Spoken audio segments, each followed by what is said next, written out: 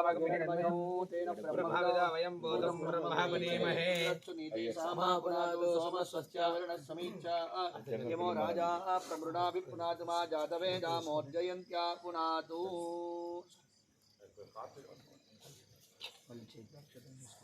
మంచిగా భూదేవి నమస్కారం చేసుకోండి. ఓం మహీద్యో ప్రవేదనమం యజ్ఞం మమిక్షదాం విప్రదానో వరేమపి ఓం సముద్రవసనే దేవి పర్వతస్థన మండలే విష్ణుపత్ని నమస్తుభ్యం పాదస్పర్శం క్షమస్వమి పృథివ్యై నమః ధ్యాయామి.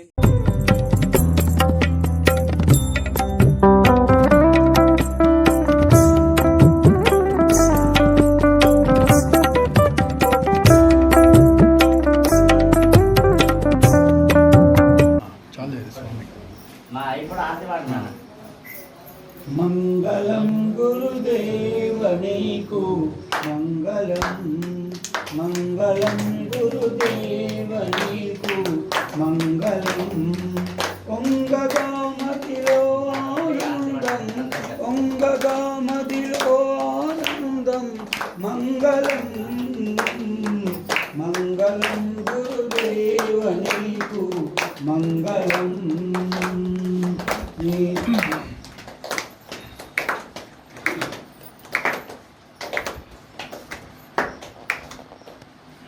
మంగళం గురుదేవనీకు మంగళం.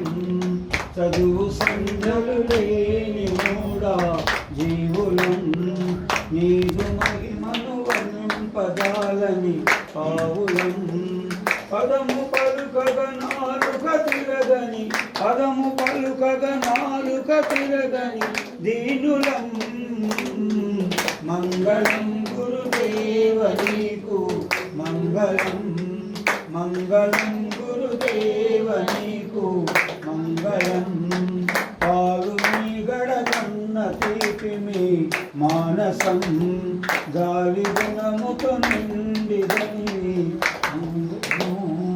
గాలి గుణముతో నిండినది మీ హృదయము.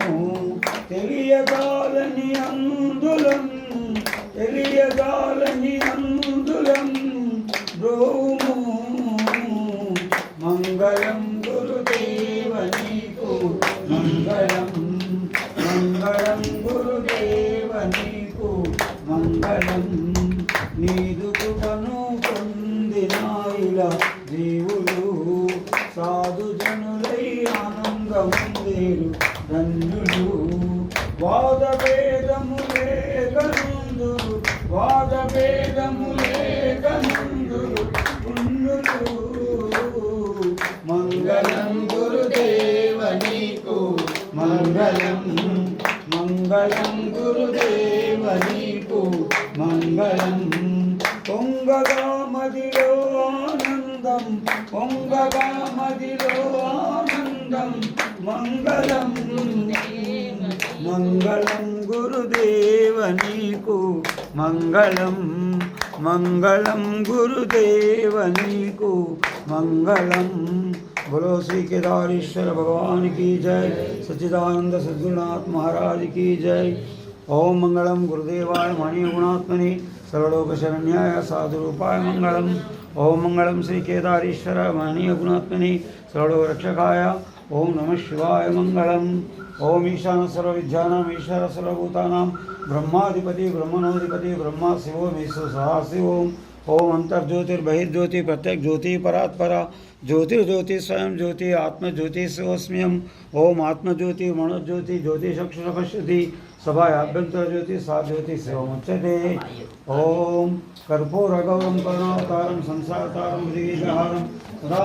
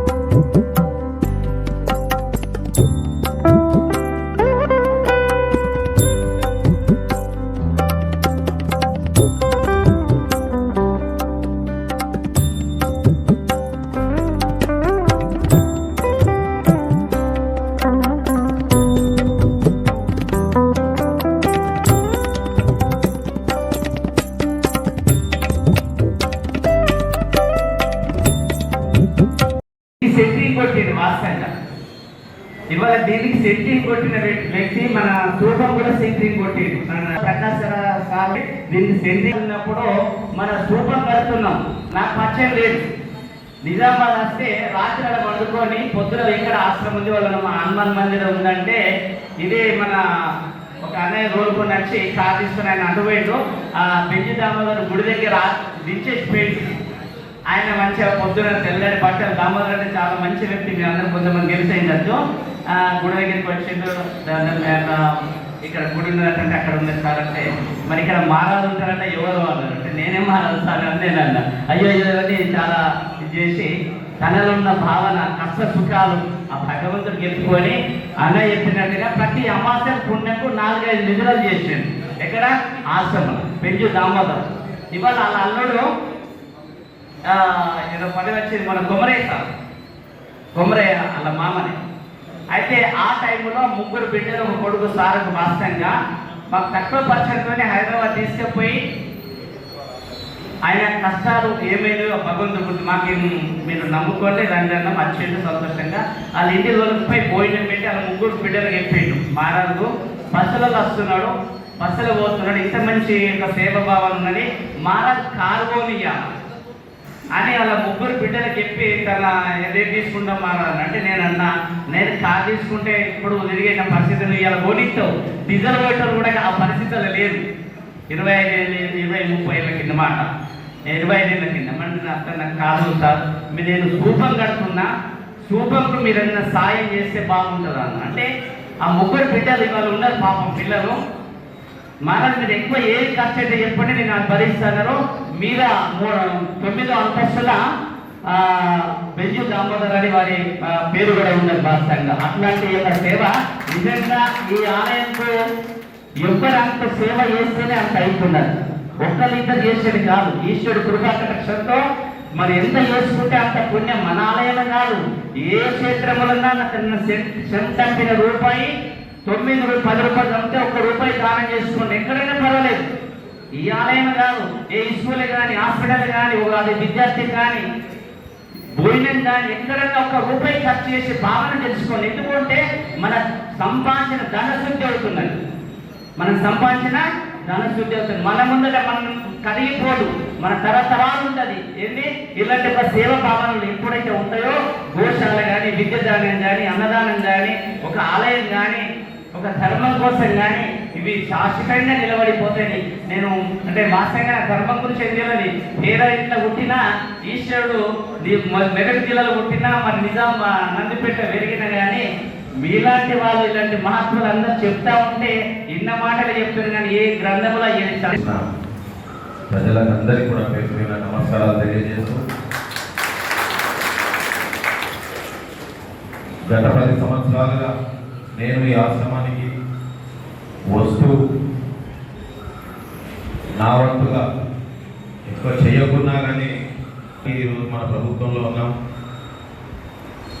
తప్పకుండా ఏదైతే అన్నదాన సత్వ కార్యక్రమం ఆ యొక్క సుమారు 5 కోట్ల రూపాయల నిధులతోని తీసుకోవడం జరిగిందో దానికి ప్రభుత్వం తరఫున 21 లక్షల రూపాయలని నేను తొందరలోనే ఒత్తిడికి ఇస్తానని హామీ ఇస్తూ, అదే రకంగా స్వామి గారు ఆల్రెడీ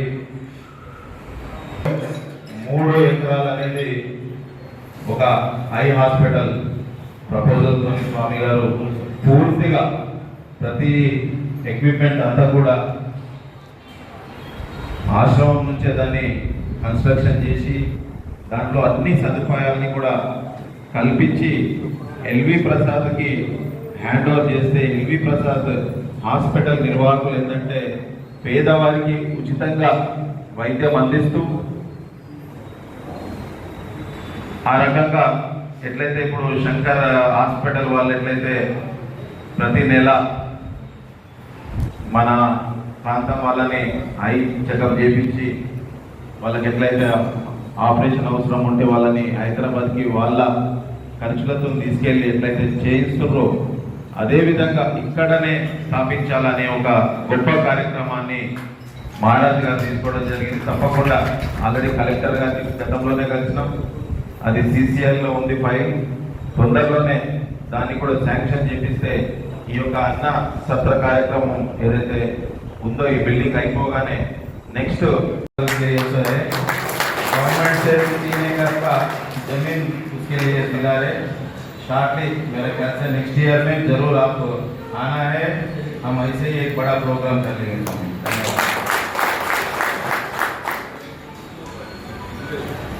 और ये हॉस्पिटल ये अभी बना रहे हैं स्वामी, उसके लिए मेरा गवर्नमेंट की तरफ से 21 लाख रुपया मैं प्रोसीडिंग से दिलाया।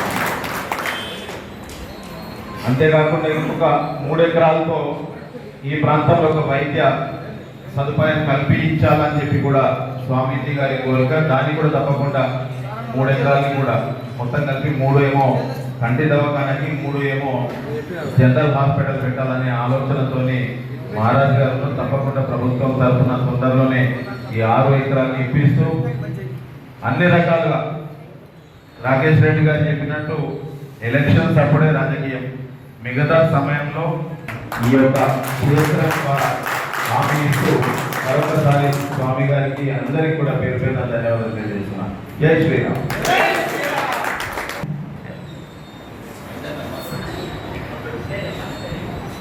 థ్యాంక్ యూ సార్, దినేష్ గారికి ధన్యవాదాలు. గౌరవనీయులు శ్రీ అంజిరెడ్డి గారిని, ఎమ్మెల్సీ గారిని చేసుకొని రాకేష్ రెడ్డి ఇంకా ప్రోగ్రామ్ ఉంటే అన్నింటికి పోయిండు. మరి మొన్న కూడా నేను చెప్పగానే ఈ రోజు కూడా సమయానికి వచ్చారు. చాలా చాలా ధన్యవాదాలు అన్న.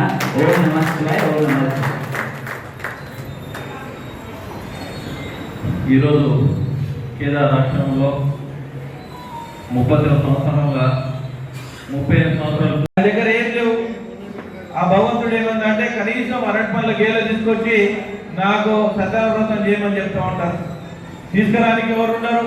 ఒక బాబుని చెప్తాడు, బాబు ఒక అరటిపళ్ళ గేల పలానా ఎవరో ఊరు పెద్ద దగ్గర అరటిపళ్ళ గేల ఉన్నది, ఆ గేల తీసుకొని వచ్చి నాకు ఈయన పూజ చేస్తూ ఉంటాను, తీసుకురామని చెప్తారు. ఆ గేల తీసుకొచ్చినప్పుడు ఆ బాబుకి ఏమైందంటే చాలా పెద్ద గేల ఉంటుంది, చిన్న ఏజ్ ఉంటుంది. ఆ గేల 2 పళ్ళు తీసిన తర్వాత ఈయన పూజ దగ్గరికి వస్తాడు. ఆ గేల తీసుకొచ్చిన తర్వాత ఈ 2 పళ్ళు తిన్నావు, ఎందుకు తిన్నావు అని ఆ బాబుని కొడతాడు. కొట్టిన తర్వాత ఈ వ్రతం చేస్తాడు. వ్రతం చేసిన తర్వాత బయటకు వచ్చిన తర్వాత భగవంతుడు మళ్ళా స్మరమైన తర్వాత అప్పుడు చెప్తాడు, నీ పూజ ధన్యమైంది, నేనే 2 పళ్ళు తిన్నా అంటాడు. అందుకోసానికి ప్రతి ఒక్కరూ ఓపికతో ఉంటే భగవంతుడు మన ఎంబడి ఉంటాడు. ఆ భగవంతుడు మన ఎంబడి ఉన్నప్పుడే మనకు జన్మ ధన్యమవుతుంది.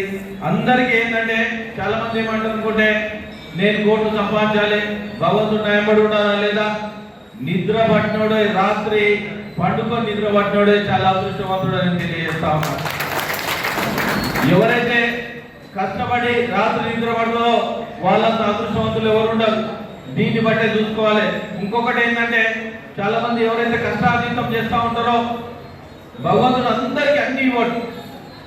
ఎందుకు ఇవ్వడంటే ఎవరైతే వ్యసనం చేస్తారో, ఎవరైతే కంపెనీలో పనిచేస్తూ ఉంటారో వాళ్ళకి ఏమి ఇస్తాడంటే ఆరోగ్యం మంచిగా ఇస్తాడు.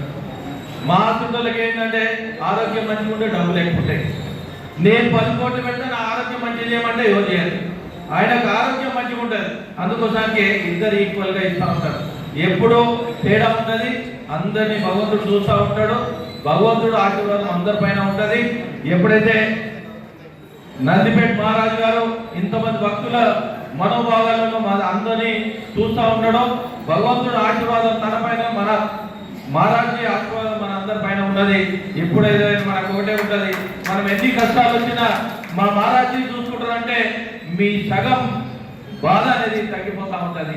ఆ బాధతోనే ఈ నందిపేట మహారాజీ పుణ్యక్షేత్రం ఏదైతే ఉందో ఇక్కడ రాత్రి పడుకుంటే చాలా మందికి ఏంటంటే అన్ని రోగాలు పోతాయని చాలా మంది చెప్తా ఉంటారు. చాలా మంది ఏ మనశ్శాంతి లేకుండా కానీ ఇక్కడ వచ్చి మనశ్శాంతి కుసానికైనా ఇక్కడ వచ్చి కనీసం భోజనం చేసి రాత్రి పడుకుంటే తెల్లారిపోతే వాళ్ళకు చాలా బాధలన్నీ పోతూ ఉంటాయి.